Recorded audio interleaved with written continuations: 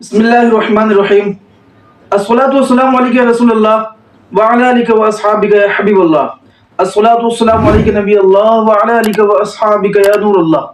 اللہ تبارک و تعالی نے ہمیں اپنے دوست عطا فرمائے ہیں، یعنی اللہ کے اولیاء کرام وہ ایسے ہی نہیں بنے بلکہ بڑے مجاہدات کے بعد اور اللہ عز و جل کی سمجھے معرفت حاصل کرنے میں جنہوں نے سختیاں محسوس کی اور پریشانیاں برداشت کی اور بہت زیادہ اللہ کی محبت میں روئے اور ان کی محبت میں روئے جو اللہ کی محبت میں رویا کرتے تھے، یعنی اپنے پیر و مرشد کی محبت میں رویا کرتے تھے۔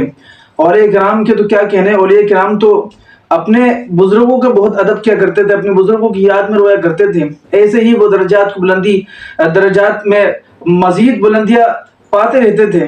حضرت ہمارے رجب کا چونکہ مہینہ چل رہا ہے اور ان بزرگوں میں بہت ہی پیارا نام، بہت ہی بڑا نام اور بہت ہی عظیم بزرگ خواجہ معین الدین چشتی اجمیری رحمۃ اللہ تعالی علیہ، سبحان اللہ۔ حضرت تو اپنے پیر و مرشد کی محبت میں بہت روتے تھے، اور پیر و مرشد جو تھے وہ اللہ کی محبت میں، اللہ کی یاد میں بہت روتے تھے اور عبادت کرتے تھے۔ تو سمجھے کہ محبت ہم جو دل میں بسائیں گے تو انشاءاللہ عزوجل ہمیں اللہ کی محبت بھی نصیب ہوگی، کیونکہ وہ اللہ کے دوست ہیں، اللہ کے محبوب ہیں۔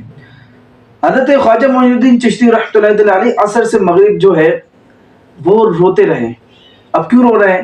وہ اپنے پیر و مرشد کی محبت میں رو رہے ہیں۔ اللہ اکبر، اللہ تعالی ہمیں بھی اپنی پیر و مرشد کی محبت نصیب فرمائے، سچی محبت نصیب فرمائے۔ حقیقت بات یہ ہے کہ ہمارے پیر و مرشد ہمارے قریب ہوتے ہوئے بھی ہم جو ہے ان کے قریب نہیں ہو پا رہے ہیں، نہ جانے کہ ان کی صحبت نہیں پا رہے۔ اللہ تعالیٰ کرم فرمائے۔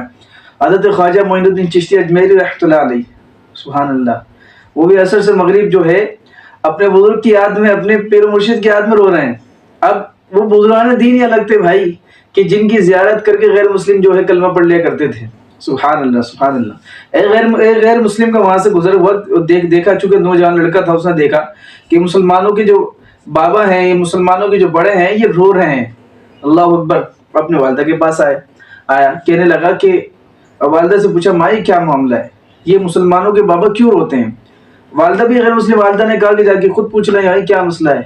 تو جب وہ غیر مسلم خواجہ معین الدین چشتی اجمیری رحمۃ اللہ علیہ کی بارگاہ میں آیا، کہنے لگا کہ بابا آپ کیوں روتے ہیں؟ میں دیکھتا ہوں روزانہ میرا گزر ہوتا ہے، آپ رو رہے ہیں، بولے کیوں رو رہے ہیں آپ؟ اور مکہ فرمایا کہ میں اپنے پیر و مرشد کی محبت میں رو رہا ہوں۔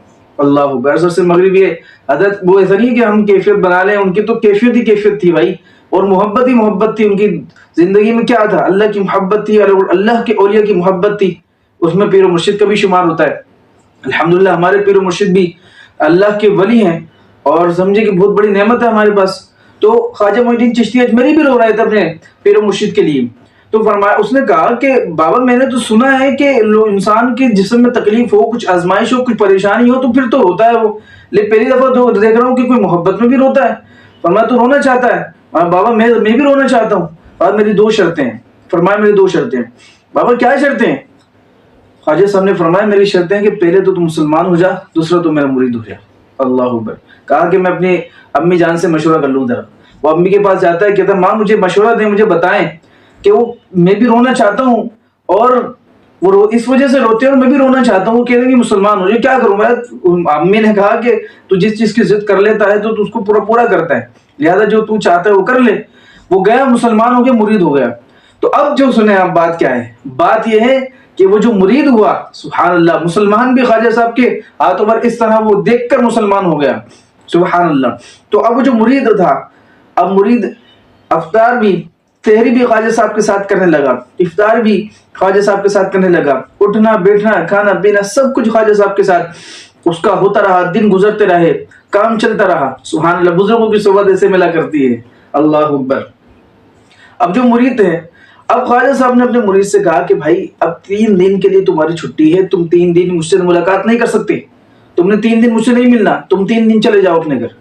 تو فرمایا، اس نے کہا کہ مجھے تو کوئی مسئلہ ہی نہیں، 3 دن کے بعد میں چلے جاتا ہوں، 3 دن کے لیے اپنے گھر چلے گئے ہوں۔ ابھی ایک دن ہی گزرنے والا تھا، گزرا نہیں تھا، تو وہ شخص جو تھا کھانا کھانے بیٹھا، اس شخص سے ایک نوالا بھی نہیں کھایا، ایک لقمہ بھی نہیں کھایا گیا، حالانکہ وہ شخص 3 روٹیاں کھانے والا ایک نوالا بھی نہ کھا سکا۔ اس سے وجہ پوچھی تو وہ کچھ نہ کہہ سکا۔ اب وہ اس طرح بھی کیفیت میں وہ چھت پر چلا گیا. چھت پر گیا تو اس کی والدہ نے دیکھا کہ میرا بیٹا پریشان نظر آ رہا ہے. والدہ بھی اوپر چلے گئیں. کہا کہ بیٹا کیا مسئلہ ہے؟ تو اس شخص نے کہا کہ امی نہ جانے کیوں ایک طبیعت عجیب سی ہو رہی ہے، کیفیت عجیب سی لگ رہی ہے، دل نہیں لگ رہا، دل عجیب سا ہو رہا ہے، طبیعت نساز سی ہو رہی ہے. یعنی طبیعت اس کی ٹھیک نہیں ہو رہی کیونکہ جدا پیر و مرشد سے ہوا تھا. ابھی تو اس طرح کی کیفیت بننا شروع ہوئی تھی، ابھی تو ابتدا تھی، ابھی آگے آگے تو وہ کچھ بہت کچھ ہونا تھا. تو وہ تڑپ رہا تھا. تو اب وہ جیسے جیسے سحری کا وقت شروع ہوا تو وہ جملہ یاد ہے کہ بابا تم کیوں رو رہے ہو؟ بابا نے کہا تھا، خواجہ صاحب نے کہا تھا میں اپنی پیر و مرشد کی محبت میں رہ رہا ہوں. ایسے ہی جب وہ گھر کی چھت پہ گیا، اب اس کے بعد ایک سحری کا وقت شروع ہوا تو سحری کے وقت میں اس مرید کے اضطرابی کیفیت کی وجہ سے اور سمجھے کہ جدائی کے عالم کی وجہ سے، خواجہ صاحب کی محبت کی وجہ سے اس کے آنسو بہنے لگ گئے اور آنسو بہتے رہے. اب اس نے اپنی امی سے کہا کہ ماں تم جاؤ اور ان سے اجازت لو کہ میں اب جدا نہیں رہ سکتا، اب میں دور نہیں رہ سکتا، اب مجھے بلا لیں. اب اس کی امی جو تھی خواجہ صاحب کے پاس گئیں، کہنے لگی کہ نہ جانے بابا مجھے نہیں پتا تم نے کیا دیا ہے، لیکن مجھے سمجھ نہیں آ رہا آپ دونوں کی محبت کا تعلق کیا ہے، لیکن میرے بیٹے کو آپ بلا لیں، وہ آپ کے بغیر رہ نہیں سکتا. خواجہ صاحب نے اجازت نہیں دی. خواجہ صاحب نے فرمایا بھی اجازت نہیں، ابھی تو وقت باقی ہے، ابھی تو اور بھی اس کو معاملت کرنے ہیں. تو یہ سننے کے بعد اس کی والدہ اس کے پاس آئی اور بیٹے سے کہنے لگی. بیٹے نے کہا کہ ماں آپ بھی سن لیجئے، اگر مجھے خواجہ صاحب نے اپنے پاس نہیں بلایا تو میں مر جاؤں گا. اگر آپ اپنے بیٹے کو زندہ دیکھنا چاہتی ہیں تو خواجہ صاحب سے عرض کریں کہ وہ مجھے بلا لیں. ماں دوبارہ جاتی ہے، خواجہ صاحب سے عرض کرتی ہیں، کہتی ہیں کہ میں ایک بیٹے کی ماں ہوں، میں آپ سے عرض کر رہی ہوں، برائے کرم اس چیز کو سمجھیں. خواجہ صاحب کہتے ہیں کہ چلیں آپ کے کہنے پر میں بلا لیتا ہوں، بلا لیجئے اپنے بیٹے کو، بھیج دیجئے میرے پاس. یہ بیٹا جب بات سنتا ہے تو بیٹا دوڑے آتا ہے، بھاگتا ہوا آتا ہے، گیٹ پر کھڑا ہوتا ہے، دیکھتا ہے اور مریدین کا ایک مجموعہ ہے. خواجہ صاحب مریدین کے درمیان ہیں. مرید کی نظر خواجہ صاحب پر پڑتی ہے، خواجہ صاحب کی نظر مرید پر پڑتی ہے. مرید بھی رو رہا ہے، خواجہ صاحب بھی رو رہے ہیں، اور یہ مریدین جو بیٹے ہیں وہ حیرت سے تک رہے ہیں اور اس طرح کی کیفیت میں وہ بھی رو رہے ہیں. خواجہ صاحب نے فرمایا کہ تم نے کھانا کھایا تھا رات کو؟ تو مرید نے کہا کہ میں کھانا نہ کھا سکا. خواجہ صاحب نے فرمایا میں بھی نہیں کھا سکا. اللہ اکبر. وجہ یہ تھی، خواجہ صاحب نے فرمایا یاد ہے میں اسی وجہ سے پیر و مرشد کی محبت میں رو رہا تھا، اور تو بھی اسی وجہ سے اپنی مرشد کی محبت میں رو رہا ہے. تو یہ مرشد کی محبت تھی اور یہ خواجہ صاحب کا انداز تھا.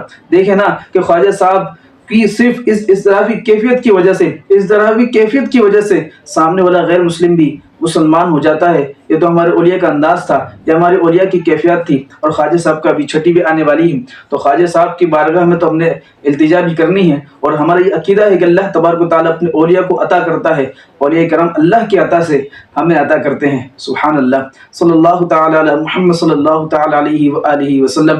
اللہ پاک سے دعا ہے کہ اللہ پاک ہمیں اولیاء کرام کی پکی سچی محبت نصیب فرمائے، اولیاء کرام کا عشق نصیب فرمائے. اور الصلاۃ والسلام علیک یا نبی اللہ وعلی آلک واصحابک یا نور اللہ.